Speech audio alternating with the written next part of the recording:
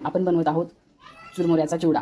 आपण त्याच्यासाठी घेतला आहे 1 किलो भडंग, अर्धा किलो मक्याचे पोहे, कढीपत्ता, लाल तिखट, हळद, थोडासा काळा मसाला, जिरी, लसण घेतला आहे आपण, छिलक्यासकट घेतला आहे, त्याला थोडंसं कुटून घ्यायचं आहे आपल्याला, जास्त बारीक नाही, मोठं मोठं।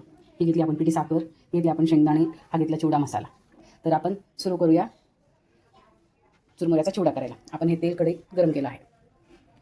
आपण तळून घेऊ आता मक्याचे पोहे।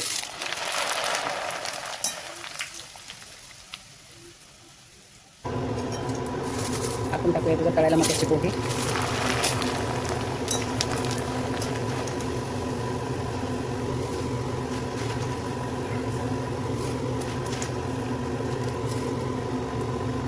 आपले मका पोहे तळून झाले आहेत। आता आपण टाकूया ह्याच्यामध्ये शेंगदाणे।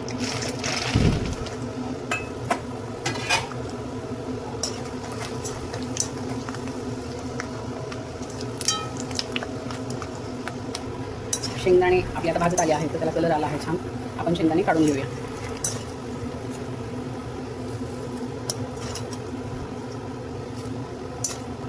आपण टाकूया ह्याच्यामध्ये आता कढीपत्ता।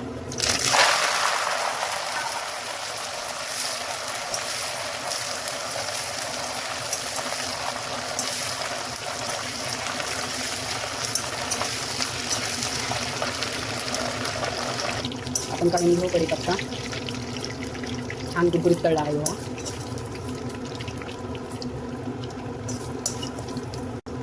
आपण टाकू आता याच्यामध्ये जिरी,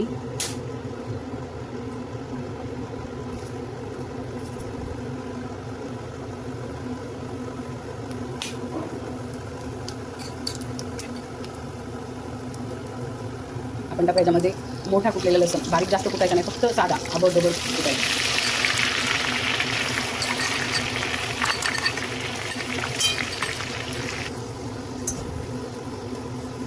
लसण लाल झाला आहे आता आपला। आपण ह्याच्यामध्ये टाकूया आता हे लाल तिखट, हळद आणि थोडासा काळा मसाला। आता ह्याच्यामध्ये आपण टाकूया पिठी साखर। आपण ह्याच्यामध्ये टाकूया हा चिवडा मसाला आणि हे आपण टाकूया चवीनुसार मीठ। हे सगळं हलवून घ्यायचं आहे आणि गॅस लगेच बंद करायचा आहे। जी आपण फोडणी तयार केली आहे ती ह्या चुरमुऱ्यावर टाकून द्यायची।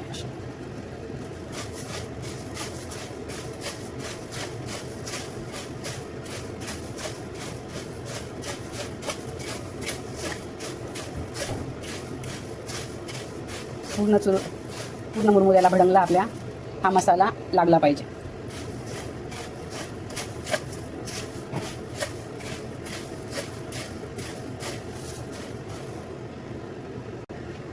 त्याला चांगला कलर आला आहे चुरमुऱ्याला। आता ह्याच्यात आपण टाकूया हे तळलेला कढीपत्ता, हे शेंगदाणे यामध्ये टाकूया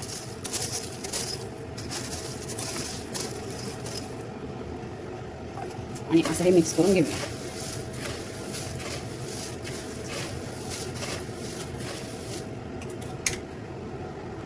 तुम्हाला जर आवडत असेल तर त्याच्यामध्ये तुम्ही थोडंसं फरसाण टाकू शकता, हे आपली चॉईस आहे। टाकून हे मिक्स करून घ्यायचं आहे। आपला तयार आहे झणझणीत चुरमुऱ्याचा चिवडा।